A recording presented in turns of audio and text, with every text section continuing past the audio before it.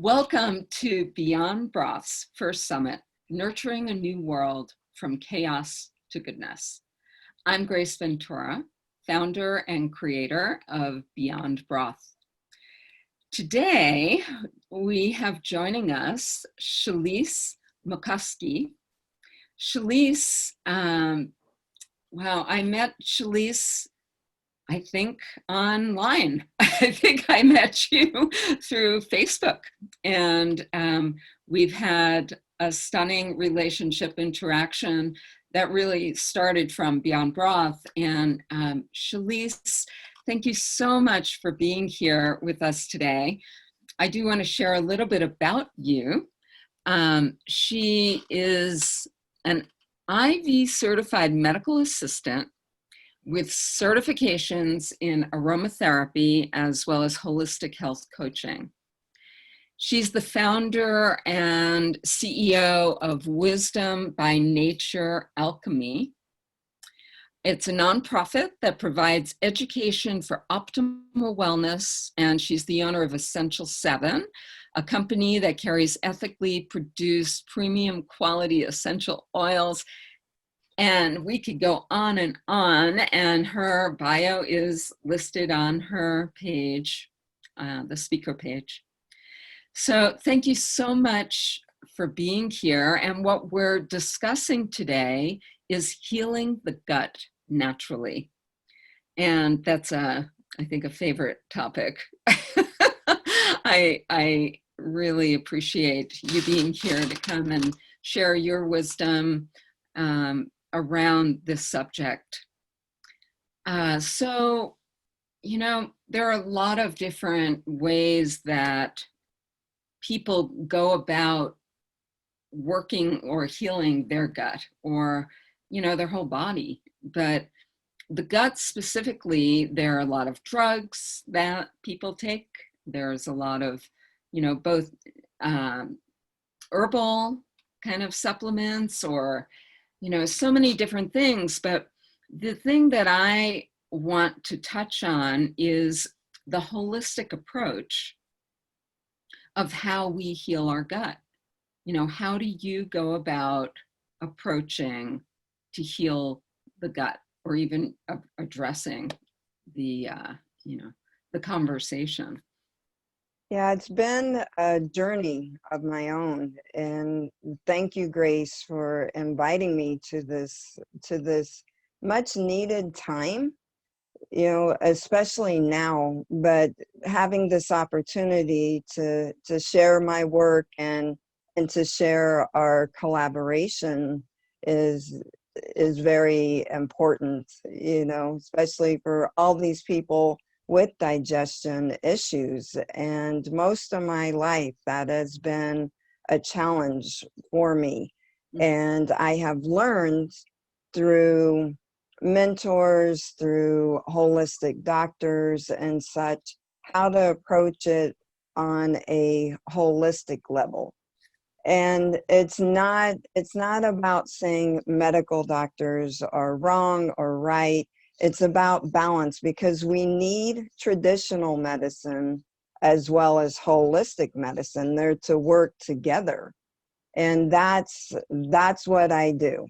You know, that's what I talk about, how to use the old ways that I have researched for over 20 years, like with using kefir to support digestion, which a lot of people are like, what does that have to do with digestion? Well, our immune system is in our intestinal tract, and the healthy flora, you know, the bacteria, we're always talking about probiotics and prebiotics and such. But if that intestinal tract flora is good and healthy, then the issues with digestion are very minimal. So I have figured out over the years of combining like kefir, Himalayan salt, because many people talk about acid reflux. And a lot of that has to do with low stomach acid, you know, related to digestion and related to sugars and lifestyle, stress, that type of thing. So, taking that and my passion for essential oils and creating blends that target, supporting digestion and giving the body a break, so to speak, giving it the things that it can work with instead of having to work against, because I am not a supplement fan. That's what brought me to you to begin with. I was looking for a good broth for people that I work that had huge struggles eating, and they needed some nutrients, but something that they could take with them, doctor visits and such. And your broth, the healing qualities, a lot of herbs that's in it is the same ones that I use for oils. So it wasn't reinventing and doing new things. It was taking all these old things that have been around forever, the science of it, and creating something that would work no matter the health challenge. Yeah. Would you say more about, because there are many things you've touched on that I would like to review. But the first one I'd like for you to elaborate on is, how do essential oils affect our gut? How does that work?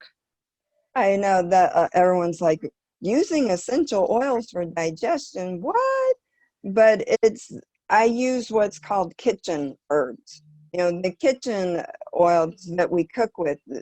Our thoughts are that using spices in the kitchen is just to make food taste better, but it's actually to help digestion. In different countries, they each have their own herbs and spices, and that supports digestion. So what I've done is I picked the kitchen herbs, that I call them, and found them that would complement each other as a synergistic type effect. And when you would research each one of those, some of them would stimulate gastric juices. Some of them would tonify the stomach. Some of them, would support the pancreas and increase enzymes. So it took a long time to create that, but that's what I did, is the research based off culinary spices, and that's what we Awesome. did. Yeah, that is so awesome. I think about, it's plant medicine. And then I thought of homeopathy, and homeopathic is probably even more synthesized than what you're doing. Next question is, because these are essential oils, are you consuming them? Are they going on your body through your skin, which of course is very effective as well? But how are they used? It is topical, and I know there's a lot of controversy right now around essential oils and ingesting them. And I have never been a proponent of ingesting essential oils because of what you shared. They are powerful, powerful medicine. And if you think about it, 1 drop of peppermint oil equals 28 cups of peppermint tea. Whoa. So yeah, I mean, there's a you have to be mindful with that. So with what you were saying about homeopathy, a lot of essential oils, companies, they will create blends without adding carriers. And so the thought was, you're cutting the product so you have a bigger product, profit, you're cheapening it, and so on and so on. Well, working with people with gastroparesis, and many of them are on feeding tubes, they haven't been able to eat for, we're not kidding, months and months and months. So the thought of putting a neat essential oil or a blend on someone that is full of medications and very toxic could be not a good outcome. So I started using blends and adding carriers, but carriers that would complement, because we think, like sunflower oil or jojoba oil or hemp or any avocado oil, we just think of them as like a cutting agent, so to speak. But the properties in them, like coconut oil, can complement your Right. blends. Right. So when I started, people were still saying that they were too strong. So I kept working with it, and this has been almost an 8-year journey, and I just kept working and working. And what I found was, with the people with the biggest health challenges, the more it was, more carrier oil I used with that specific blend, the faster that it worked. Hmm. So why couldn't the principle of homeopathy with the plant medicine of the essence of the plant, essential oils are the essence of the plant. Right. So why couldn't we use that homeopathy process with a blend of essential oils? And that's what I've done. And people are doing very well with it, and no issues as far as, too strong or, the smell or a reaction. So the safest place for essential oils to be applied is the bottom of the feet. Hmm. No skin reaction. It's in the blood within seconds. They've done studies where it can be detected very quickly. And so the people that, are challenged with being able to reach their feet or unable to, then the wrist. Now, for stress related digestion challenges, inhaling, you can't beat it because it hits the olfactory nerve very quickly, Mm-hmm. and it helps break that, that cycle. To me, just aromatherapy and any plant medicine, it's just as, if not more, needed in terms of education than people who are working in the drug industry, who hand out drugs and, oh, they had a reaction, and there's so many people that are very mal affected by drugs. And with medical training, I feel, there's that fine balance. Medications were designed to be short term, 3 months, sometimes 6 months. But if we remember, as we say back in the day, the doctor would put you on cholesterol medicine and they would say 6 weeks. But during that 6 weeks, you're changing your diet, you're getting your exercise, you're doing this. So the side effects of medications were much less, even 20 years ago, because it wasn't given for long term. But what has happened over time with our society, because we're partially to blame, we opened the doors for the pharmaceutical companies to give us what we want, because we fastly become I want it now, I want to fix now, I Right. got to keep going, my job, my life, whatever, so give me that pill. So with that environment, we have created a plethora of medications for every illness or not illness, out there.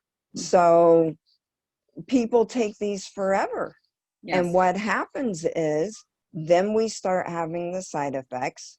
So the doctors have to treat the side effects with more medications, which create side effects, which snowballs. And we have seen clients and customers on 30 some medications, a day. And that's no exaggerating, especially with our elderly. So bringing plant-based foods, plant-based medicine back into the equation, I have seen the older population thrive. And it is amazing. And it just, and Awesome. I'm sure, you know, you have seen it through with your broth and stuff. Mhm. I feel like your broth, your broth should be in the nursing homes. You know, there should be greenhouses at the nursing homes and at schools. And the disease would drop dramatically. And through our own doing, we have abused medicines because, I mean, honestly, without medicine, tradi- um, you know, traditional type medicines, we would not, many people wouldn't be here, you know, so we can't knock it, but we have to be proactive, we have to be mindful, and we have to take responsibility for our own health. Yes. Yeah, absolutely. Which brings me to another little segue. There's that part of it. So it's what we ingest, you know, how we heal our gut, the food we eat, that plant medicine that could support it. And when we take it deeper and, you know, looking at this holistic approach, we have the emotional piece, we have the psychological piece, we have, you know, environmental toxicity. That's a whole other one. Would you speak to some of this? Yes, I had a mentor years ago, Dr. John Gilbert, said that all illness started with an emotion, a buried emotion. And, you know, years ago, I was like, yeah, whatever. And he also said every disease was tied to digestion. I'm like, okay, yeah. You know, when you're just in that first part of it, and that was kind of like still the medicine side of me going, yeah, okay, you keep thinking that. But as I kept working with him for years and years, it was true. And as I dove into it for my own self, especially with women, trauma, with gastroparesis, 70% of women diagnosed with that has had some type of physical or emotional trauma. Mhm. I mean, that is huge. So not only do we have to nurture our bodies, as you said, from the inside out, but we also have to focus on our emotions too, because that ties to the gut in a big way, you know, the brain gut. Yes, absolutely. Yeah. Inside out, outside in. It's all of that. Would you talk more about the brain gut? A lot of people, you know, there's a disconnect because we have felt bad for so long, you know, and we're just used to that feeling, and we forget the brain gut connection, that our emotions can make it where we can't digest properly. You know, the irritable bowel comes into play, you know, the Crohn's, all of this. And when we sit down and we talk with these people, you find out there's a hidden emotion in that. And to help recognize that and to give, I say, homework, because we all like to have a job in our journey of wellness when we're healing ourselves, and to distract ourselves as well. Because if we have tools, like many people, they're like, well, I can't do that. I can't quiet my brain. I can't meditate. I can't be, they're just in the throes of it. So the best way to the I can't is say, okay, breath. Let's breathe. Let's break the cycle. And with breathing, the prana, we can truly break that fight or flight feeling that literally stops digestion. And the quickest, fastest way is left nostril breathing. So I tell my clients when they have hit the wall and very in that panic state, I'm like, okay, just do this with me. And they're like, okay, okay. So I will tell them, I'll say, so you take your right thumb. Hold on one Yeah. second. Are we going to do this all together Yeah. right now? Yeah, Okay, we cool. can All try. right, because Yeah, I'll do we it. can try this. So, and this is good for kids. I mean, anything, you know, when there's that anxiety, especially now, anxiety, fear, and kids, little kids, teenagers. I even get my teenagers to do this. I'm like, whoa, whoa, okay, stop. So we take our right thumb and we cork off our right nostril, and you breathe in for 8. So we breathe in 1, 2, 3, 4, 5, 6, 7, 8. Hold. Exhale 8, 7, 6, 5, 4, 3, 2, 1. Do it again silently for 8.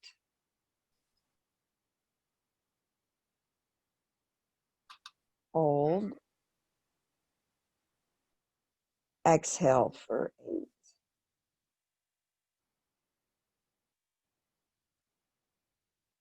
And release.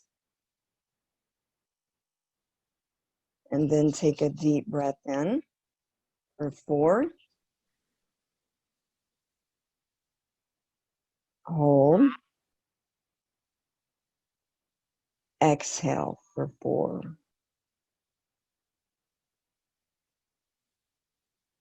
And see how instantly, how that really brings a calmness.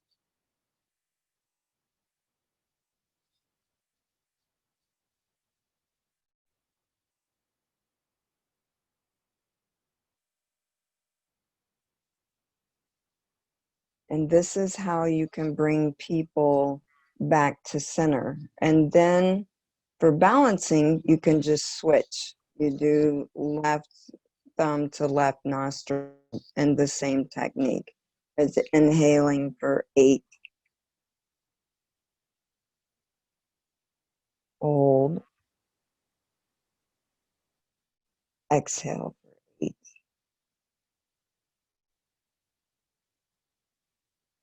Inhale.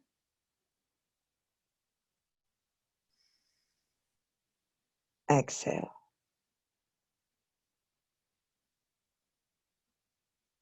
Last time, inhale.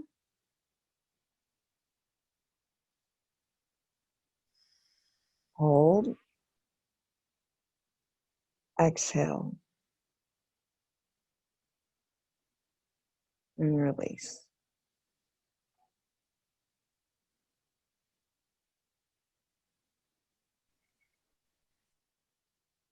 So can you feel that shift? Yeah, we're blah, blah, blah, blah, blah, blah. Right? That's what happens. I relax. I don't talk anymore. I know. But it works very well, and it helps. It just helps. It helps moms with dealing with children that are, you know, that have health issues, and it becomes a game for the kids, you know, when the kids they're like, my stomach is upset, I feel nauseous. Just getting that cycle to break, and it's so easy. So it's not like they have to sit and meditate right then, you know. It gives them something to do. So when someone gets texts me in a panic, I'm like, left nostril breathing, do it 10 times, get back to me. Right. And then That's a great. lot of times I don't even hear from them, you Yeah, know, because that's they're great. like, okay, it worked, I'm on. Well, it's a very actually ancient technique through yoga, and um, alternate nostril breathing.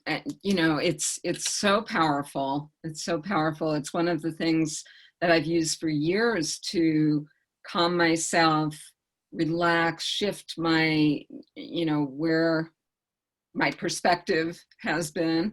And what I also was sensing and experiencing is the awareness that immediately comes in my body when I had asked about brain gut, and I was talking about, what that even means. And so much of our, our nervous system is running the whole show, right? It's running the whole thing. So the brain, of course, if, you spoke to fear and anxiety, and they come from the mind. So they come from the mind, they're in the nervous system, they're affecting our gut. I find for myself, and I'm sure your clients experience this, that when I'm stressed, I feel it in my gut. That's one of my first places I feel it. So to do, your solution is so elegant and simple and powerful. It's such a great reminder to do that. Yeah, and it's funny how our stomach takes on so much, like you said, so fear, and we feel it in our stomachs. And to get people to tune into that and to be aware is so powerful, because then they're like, okay, I shouldn't eat right now. What are other options can I do? What are my tools? And it just breaks that cycle. And I also like to tell everyone, fear, the false evidence appearing real, the acronym, creating that, because that helps put it into perspective, because we're such a fear-based society, and social media has so much fear in it. And so to try to counteract that with, like I say, with tools, empowers people. And I feel like that's what this whole summit that you're doing is about: connecting people to someone else out there, to empower them, to give them the tools and the knowledge to make good choices for themselves, for their family members, and to, create that oneness that we're wanting to do. Yes. I was thinking, wow, could you just imagine if there's so much depression, there's so much, despair. And I'm not saying that doing left nostril breathing is going to fix it all, but certainly taking the tools that are being offered here and putting them into practice, it is amazing how powerful they are when you use them daily, when you use them. Yes. In my GP starter collection kit, I have relax and release that I created, and Yes. they're all like, what do I need this for? I don't need this. I'm like, so then when they're really stressed, I'm like, did you inhale, relax, and release? And they're, no. I'm like, try that 3 times, really slow, try that and get back to me. And it cracks me up. They're like, wow, wow, that really kind of brought it down. And I said, okay, do your left nostril breathing, and then I don't hear from them. So but it's just simple things. We try to make everything so complex nowadays, and I appreciate you for doing this summit, because the people that speaking, I know, with their tools, is bringing us what I call back to basics. Simple things that we can take with us, and to help make ourselves and the world a better place right now.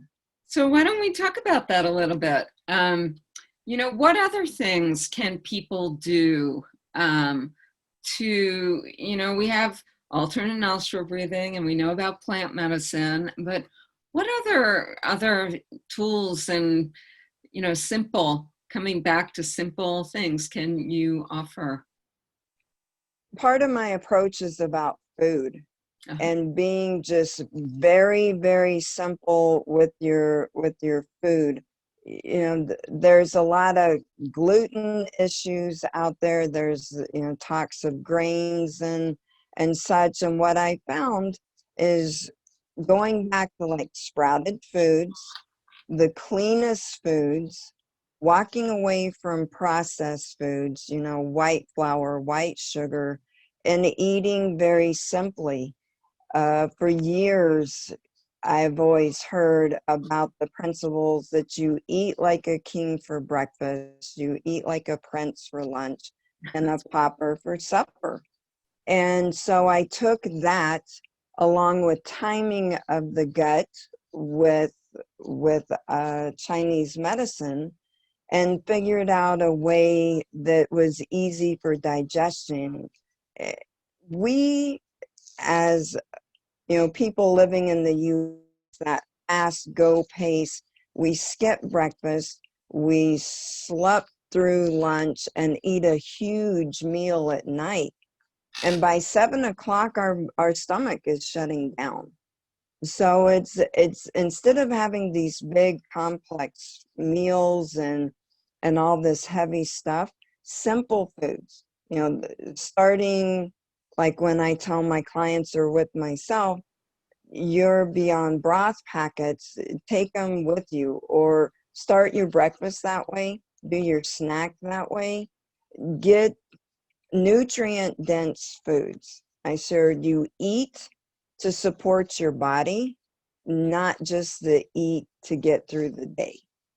You know, conscious eating is a big thing. And when we focus on that as well, people don't realize. You don't realize what you're eating because we're just caught up in the moment. But Right. slowing down and enjoying the food. And I'm not saying you have to be vegan or vegetarian. You can do what works for you because like you said, we're all different. Mhm. But the key to plant medicine is putting good foods, plants, and if you do eat meat protein, do your work, grass fed, no hormones, steroids, antibiotics. And we talked about fear, and I am big on this, the treatment of the animal, because that adrenaline, that fear, that is carried in the meat. I don't care what anyone, people say, oh, here comes the woo woo now. But I mean, it's true. So like the Native Americans honor the buffalo, the deer, whatever is killed to feed, to feed their families, to support the tribe or band. They bless that. They bless it, they use it. And so yeah, it takes some work, but you research and you see how the animal is treated, and don't get me started on industrial farming. you know we just back to basics, local eating, local farming, because we're all different. If I had my way, we'd never eat meat again, but some of us are just not geared for that. But we don't have to consume as much as we do. Our bodies only need, very minute amounts of it. So, but it's about looking at food, eating cleaner, and supporting your local farmers, growers, your co-ops, your Mm. markets, because this is the direction we're going. There's a lot of things going on in cities and in the supermarkets, and they can't keep foods. Even now where I'm at, it's an issue with food and supplies. So I do see the future as more community gardens, more local support, and self-sustaining the way it was, the way it was before. We just have to be mindful across the board. That's all Yep, there is to it. absolutely. When you were talking, I thought to myself, and it has to taste good too. Yes. It's something that tastes good, which I'm going to take the liberty to bring this forward. One of the things that I've noticed as a health coach, because I did that for many years, and being in this business that I'm in, that there are many, many folks out there who are not used to eating simple food. We're used to putting lots of salt, lots of sugar, and lots of hydrogenated fats, oils, and chemicals and natural flavorings and all kinds of stuff to alter what is grown from this earth. You know, add sugar to carrots, it's amazing to me. But the American diet in particular is really used to having all of that, and it masks the natural, you know, the vegetable flavors. And I find that there are a lot of people that actually say it's not enough salt in it. It's not enough. And I'm very aware though that our palates are not used to simple food, and it takes time, right? Yeah, I mean, it cracks me up when people talk about organic food. They're like, it tastes so bad. And I'm like, what do you think food came from? You know, what do you think organic food is? I said, we just have to call it that now. I said, but your grandparents, your great grandparents, probably that's how they ate, you know, very clean and simple, and use their spices, wherever region, you know, that they were from. But it cracks me up. I'm like, it's real food. You're used to eating fake food because they're like, oh, that tastes bad, you know, or they think they're deprived. If you eat cleaner foods, that means you don't have yummy food. You know, you don't have, oh, can't have this or the chocolate or, and I'm like, it's better versions. It's the real versions. Yes. And if anything that's come out this past year is people have started cooking again, you Yes. know, cooking and exploring that. And there's love. See, when you make your meals, you are projecting your love again energetically into that food. And then your family eats it. You know, so if you're stressing out and you're making this food, then the family is stressed as well. But as you come together, like say it's a holiday, you know, and everyone's in the kitchen, or even mom, and she's making, you know, her pies and stuff, and the smell, that smell, aromatherapy, you Yes. know, makes the heart. You know, I talk about that a lot with certain blends. I have one called "Tis the Season." I said that's my Christmas. You know, that's when you think of apple pie or, you know, pumpkin pie and things like that. There, the passion of food, the passion of cooking, and there's, you know, a romantic side to that. I mean, you think about, you know, how dating used to be around food, you know, picking food, picnics, you know, the pleasure of putting those meals together for your loved one. You know, simple things that have kind of been forgotten, but I see it coming back now. Yes, absolutely. Especially because everyone is needing to be home more. So I for a moment thought about Louise Hay, and I remember the book that she first put out there, um, about how different um, parts of the body and, you know, aches and pains and represent different emotional qualities. And I was thinking about, you know, this idea about fear and the gut, and how, you know, how can we become more sensitive, or, you know, just aware of the gut issues that arise and what they may be metaphors to. Yeah, like we were talking earlier, words are very powerful. You know, you hear people say, I can't stomach that, you know, or that makes me sick to my stomach. Oh, And yeah. it sounds funny and a little, you know, out there, but it's very true, because as Florence Scovel Shen, you know, our words are our wands. I love that woman. She wrote these amazing books in the 40s, and it's about our words and about being mindful and breaking the cycle of negative talk, because that has an impact. And I mean, we know that from the studies on water, you know, and freezing the water when they shout at it or play music and stuff. So the vibration and the power of our words are very powerful. So mindful, conscious, being in the moment, that's what I tell my clients to be aware of. That's the most easiest way to pay attention to our stomachs or what is going on, is be in that moment. Don't worry about what has happened.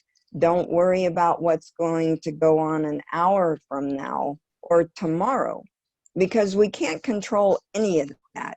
At that point, we can't worry about if this is going to make us sick or if this is going to happen.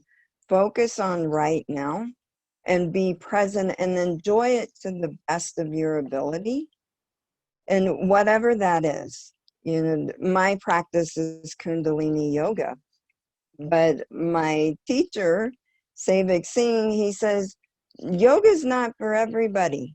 So some people, it could be bowling is their meditation. It could be the hiking, the climbing, the swimming, you know, whatever that is, whatever brings joy to your heart, whatever makes you smile, then do that. Don't follow the trends of whatever seems to be the it of the moment. Do what makes your heart sing. And just by, even if you can only be present for 5 seconds, you know, then you can keep bringing yourself back to that, and it becomes simpler, and you become more mindful, and you're like, oh, I've said I'm sick to my, that makes me sick, you know, so I'll stop that, you know, and say, a friend of mine years ago, he said, stop saying busy. Stop saying busy, because that creates this wall of that you're not available, that you have no time. You're creating no time. He said, say, time challenge. I am time challenged at this moment. Let me figure this out. Yeah. And so I started doing that, and I noticed the flow. You know, as Dr. Dyer talks about a lot, the power of your words, and that he has some amazing books. That No More Excuses is my favorite. It's a huge book, but he talks about how us being victims and playing on being victims and our words. And reading that really brought home to me, for me, like, wow, you know, I don't want to hear that. So why am I saying it? No one wants to hear that. So that created a whole new thought process for me, and to be thinking and aware. So then I could share with others, you know. You actually froze for a minute when you said that created a whole new thought process, but I didn't hear what you said after that. That it helped me be more aware and mindful, and then better help my clients and my students as well. Uh-huh. Because we all fall into that trap, especially if we have health problems and they're chronic. You just used to saying, you know, I feel bad, this was a horrible day, I got up, my stomach hurt, you know, I was sick, the food smelled bad, just it becomes a habit. Yeah. So aware of the habits to break can just make you relax, So Florence Scovel Shen, she has a whole book, 4 little short books, and she gives these great little affirmations that even work in today's society, that when you catch yourself doing these things, you just start, you say it, let it go, and it gives us homework, a job, and to be in the moment, aware of our actions. Great. Well, thank you for that. We have a few minutes left, and I'm just wondering if there's anything else that you would like to bring to this conversation about healing the gut naturally. I was trying to think. I mean, we were pretty good in covering it all. The biggest thing is, another thing is movement. So whether that is some type of yoga practice or walking or stretching, and a lot of people, again, that I deal with, a lot are bedridden, but I tell them, even in your bed, there's stretches you can do, there's movements you can do. And I'm not saying get up and do a full workout, but again, start 3 minutes, set goals, set ideas, but we have to move the body. You can feed it, you can apply oils, you can do broth, you can do affirmations and chants, meditate, but you got to move the body. Yeah. Again, you have to move the body, and it doesn't have to be extreme. Just find something that brings you joy. Yes. Because now we need that in our hearts more than ever. Yes, absolutely. Okay. Well, wow, that was great. Chalyce, thank you so much.